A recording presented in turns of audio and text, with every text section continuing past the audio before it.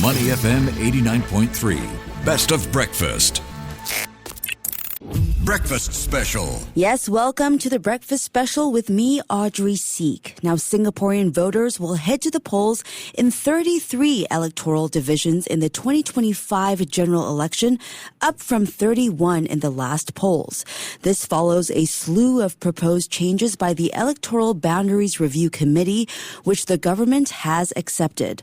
The next parliament will comprise 97 elected members of parliament, up from 93 currently, with each MP representing 28,384 voters, slightly fewer than in the last election back in 2020.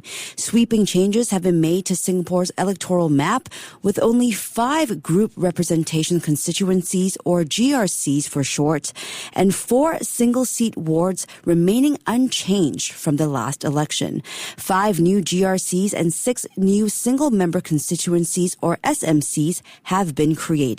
For a deeper analysis on the latest electoral boundary changes, we're joined by Dr. Gillian Koh, Senior Research Fellow at the Institute of Policy Studies. Gillian, lots to talk about today. Thanks so much for joining us. Yes, good morning, Audrey. Happy to be speaking about the changes to the electoral boundaries this morning. Yeah, it's always good to have you. So let's get to it. Let's start by breaking down the changes part by part. We're seeing extensive changes to the GRCs.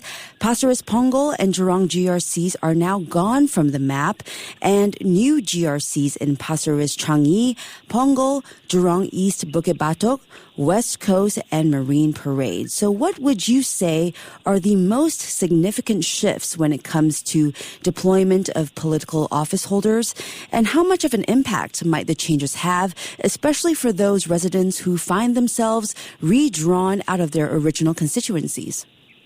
Well, I mean, let's think of the voters. You refer to the people redrawn in terms of the political constituencies. I think, of course, let's start from the east. The most significant is the change in Pasir Ris Punggol.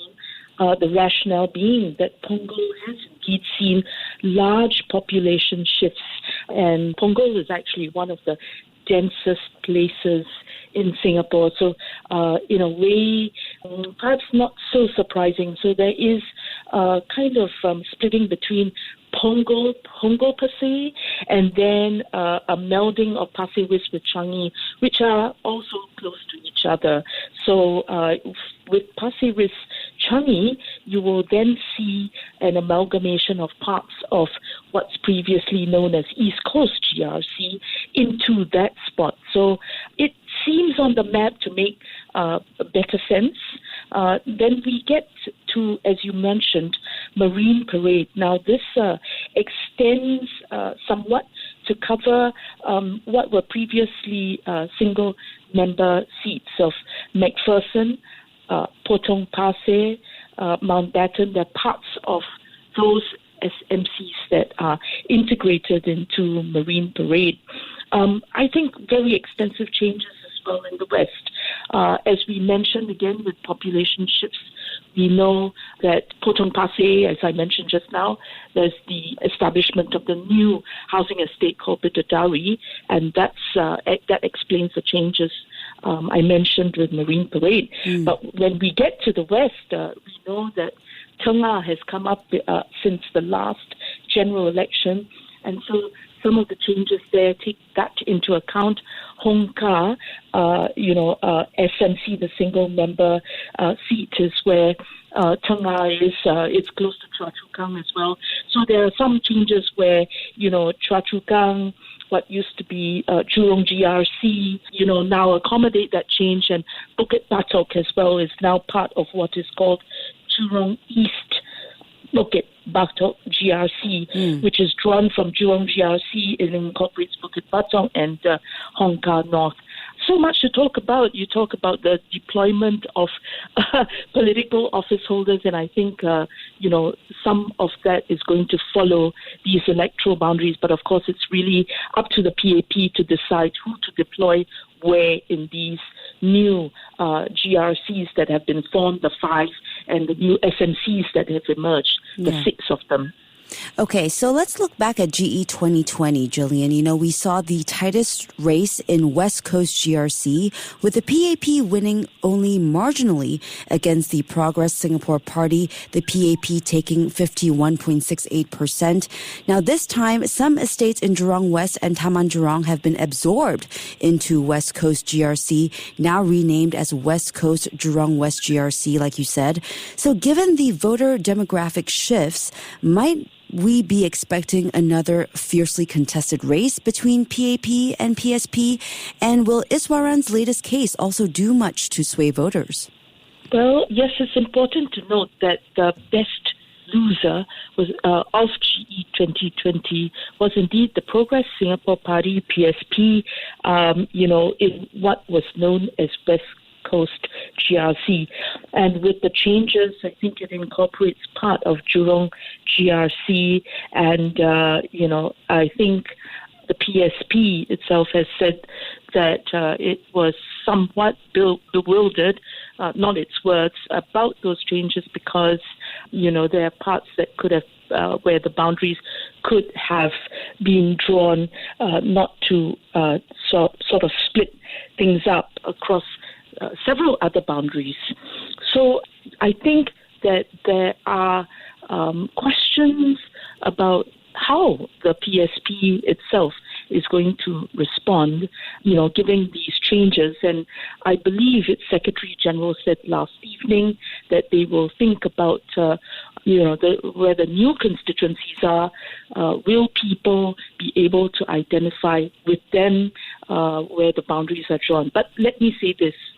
In GE 2020, PSP was a newcomer and it contested in very many constituencies, but primarily in the west and in the south central part of the island.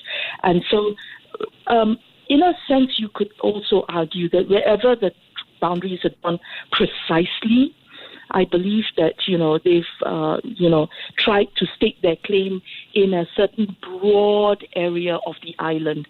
And therefore, discussion about the precise areas where the boundaries are drawn are probably part of, an argument about keeping boundaries the same for opposition to make things more predictable. But because the PSP was very extensive in its coverage and continues to be so, I do not believe that this is going to be a big barrier to them unless, they've not actually been working the grounds that they were contesting in GE 2020. All right. And last election, the PAP also saw its best results in Jurong GRC, winning 74.61% against Red Dot United. Now, the new Jurong East Bukit Batok GRC absorbs most of Jurong GRC, Bukit Batok SMC, Yuhua SMC, as well as Bukit Batok West Estates in Hong Kong North SMC. So this time, the constituency no longer has Mr. Thurman, who was the anchor minister back in 2020.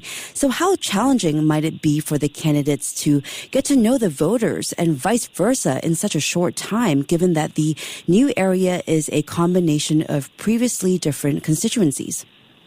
Well, I think in Jurong East Bukit Batok, you have a combination of very, strong bases for the PAP. What do I mean? Yuhua SMC, for instance, that was carved out previously from Jurong GRC is now amalgamated back, and it is led by Minister Grace Fu, who's always been a very strong leader, held her ward with a high level of support. Parts of the Jurong GRC there also the same, and most definitely you would say that Hong Kong, or part of Hong Kong, which is not new, has had at the helm for the PAP, Amy Kaur. So in fact, you've got a very strong PAP team that's now incorporated Bukit Batok, which, as you mentioned about hot seats out of GE 2020, Bukit Batok was one of those SMCs that was held with a margin that was smaller than 5% for the PAP against SDP. and that was Dr. Chee Soon Chuan helming, stumping there. So what you have, therefore, I would argue, is really very strong PAP team if they maintain, their candidates there, incorporated to a place that seemed weak for the PAP. So if you balance it out, it may actually serve the PAP very well that the EBRC has now incorporated all these parts of, that area, that geography together. Yeah, okay, so let's shift gears to the SMCs now, Gillian. 6 new SMCs have been carved out, while 5 others were scrubbed from the map after being absorbed into GRCs. So that brings the total number of SMCs to 15, up from the current 14. So let's take a deeper look at these SMCs. What profile of candidates might the PAP and opposition parties be looking to field? And are there specific ones that might see a tougher fight, given that some of these areas used to belong to traditionally PAP stronghold GRCs? Well, first off, back to the marginal seats that were held by the PAP, Bukit Panjang also was one of those which was held by a margin of less than 5% for the PAP. That remains, and I suspect that, the SDP, which contested there with its candidate, Professor Paul Tambaya, will probably want to gun for that. Hougang, of course, no change to the boundaries, and that is very much part of what we understand to be the Workers' Party heartland, so they will hang on, to that. I think the new SMCs that have been drawn up are part of, strongholds for the PAP, so I think they won't have difficulty holding on to them. Let's think of Sembawang West, for instance, which did well in GE2025 PAP. Miss Polly Sanz had her constituency carved out of it, and I don't foresee much difficulty for her to hold that. Same with Tampines Changkat. So the new interesting one is Radin Mas. It sort of will receive part of what was West Coast GRC with the Sentosa Harbourfront districts incorporated in, and Melvin Yong was did very well in GE2020. Again, not going to be terribly difficult to hold. So there are a few of those, and I think Jurong Central as well is not going to be too difficult for the PAP to hold. So there will, long and short of it, is that there will be interesting, kind of changes in the SMCs, but generally they probably favor the PAP.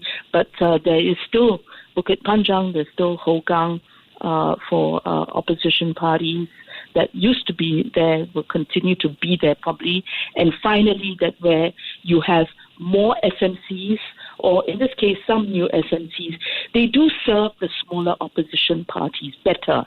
They need less resources, and provided they've maintained some presence there, then they have time now to kind of build on their hold, and it makes the whole electoral system far more contestable, even if it was not as predictable as they wish it would be. Okay, so let's look a bit deeper at the opposition wards. They are largely untouched, but the boundaries of the opposition-held Aljunied GRC were redrawn for the first time since the 2011 hustings, with 3 polling districts in Tampines West moved from the Workers' Party-held Aljunied GRC to the People's Action Party-held Tampines GRC. So what would you say to the critics who might call this gerrymandering, and how might this affect the WP? This term gerrymandering is really the claim that boundaries have been changed in order to serve a political purpose. And of course, overnight, the opposition parties have alleged that there is a high level of gerrymandering by the Election Boundaries Review Committee.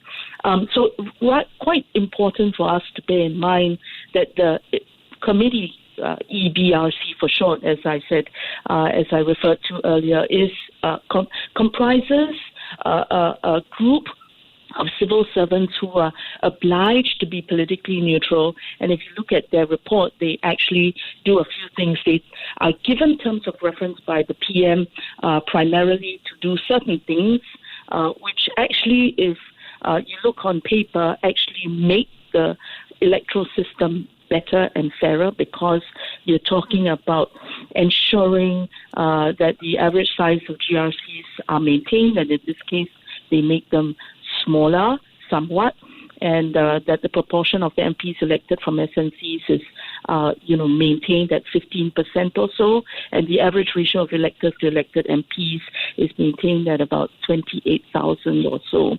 So these are helpful. So back to the point of our unit GRC, another rationale among others that are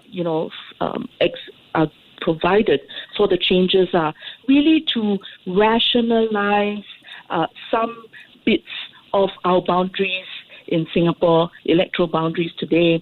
And so may I quote the EBRC in saying that what they've done is to carve out the part that is east of Batok Reservoir, currently under alternate GRC, to Tampines GRC, because this is an area called Tampines West, and there's been always a lot of criticism that geographies don't match sometimes the electoral boundaries. This is the same with Marine Parade. For a very long time, Brador was part of a very well-extended Marine Parade GRC.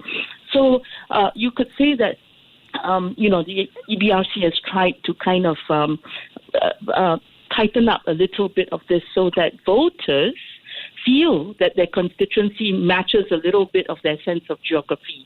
In this case, the small tweak and recasting about 3,300 people from alternate GRC to, being members of the Tampines GRC. And in the same way with Marine Parade, now there's an acknowledgement that Brador Heights is part of that, and therefore you have the name Marine Parade - Brador Heights as the new GRC. Yeah. So, yes, I think there's that shift, first time for the opposition since 2011. Our unit GRC was also changed before that in 2006 to rationalize bits of Ang Mo Kio and give that back to Ang Mo Kio. So, yes, small shifts. I don't think it'll be, really a huge effect on WP's campaigning in our unit GRC and its ability, to kind of try and ensure that our unit GRC voters continue to have that relationship with them. Okay, very quickly, Gillian, looking at the latest changes, which are the key battleground constituencies you'll be watching out for this election? Well, simply because they are new, let us see what will become of Jurong East Bukit Batok, as I mentioned, that now incorporates one of the hot seats coming out of GE2020 for the SDP. West Coast Jurong West GRC, which incorporates West Coast GRC that was hotly contested by the PSP, that will be another one to watch, because you can redraw the boundaries, but where you have political capital, that is still, that connection with the parties, and it's up to them to see how they want to craft their campaign and move the ground, because, as I said, that political capital is still there. The next one that I would look at is how the new population in Bidadari, which will be, in a way, part of Marine Parade Brador Heights, would go. This is certainly where the SPP has been campaigning, Singapore People's Party, which has its roots under the leader of Chiam See Tong, the late Chiam See Tong. And they also want to contest in Bishan, Toa Payoh, which is where they've always been. Finally, I would just say that I'm looking at how the Progress Singapore Party, PSP, decides on its campaign, because it was a newcomer and it campaigned in very, very many constituencies the last time around. It's not in any of the arrangements of alliances or coalitions with other opposition parties. So we'll see how that pans out, because the word on the ground is that, all these opposition parties now staking their claims, and we may have multi-cornered fights. So how will this be rationalized within the opposition movement? We also know that WP has not previously been very assertive or willing to really renegotiate its turf. These changes now probably precipitate a fresh set of negotiations and arrangements, because the boundaries have changed. Renegotiation of these territories or constituencies among them will probably be needed. Yeah, Jillian, we have unpacked so much today. And as with each election, we usually see the PAP refresh about a third of its slate. So do upcoming potential retirements of some PAP MPs kind of change the opposition's chances in affected constituencies? Well, no, that's always, as you said, always the case, the PAP. So nothing to be unexpected. And I think that the opposition will probably want to look at these redrawn boundaries, see where the PAP is likely to field certain personnel and take their decision based on that as one factor. But I think probably the more important factor for the opposition is generally looking at the boundaries and how, they look at the geography on the ground, the political capital they built on the ground over the years, and see how they can ride on that, regardless of, what personnel they believe the PAP is going to place on the ground. Yeah. So, yeah. Okay, and Jillian, we can't let you go without asking you this question. Now that the EBRC report is out, Singapore is, of course, another step closer to the next GE. So when is the earliest we should expect to head to the polls? $64,000 question, or the $1 million question for those, for political pundits like me. But I think the most important thing is this. Singapore does not live on its own and by its own. We know that the world is now going through a very, very turbulent period, not just with the global economy, but geopolitics, and these will affect the question of whether we are facing a trade war and hot wars that will be extended from where we see are the battlegrounds strategically and militarily right now. These will affect how the Singapore economy will do, with a knock-on effect for the question of, how businesses will do and certainly households will do.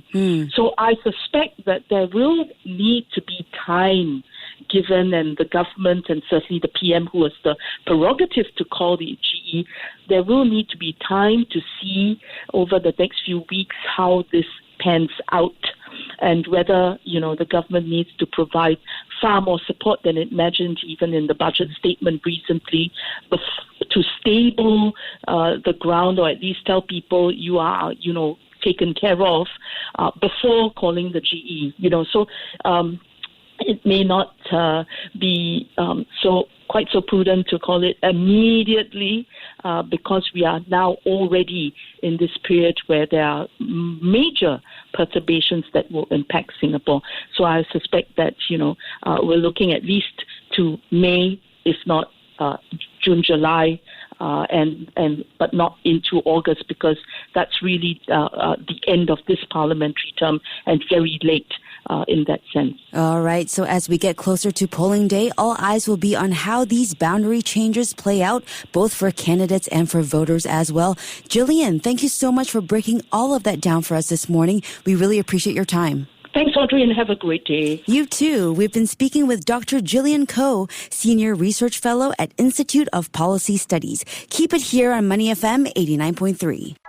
To listen to more great interviews, download our podcasts at audio.sg or download the audio app. That's AWEDIO, audio at the App Store and Google Play.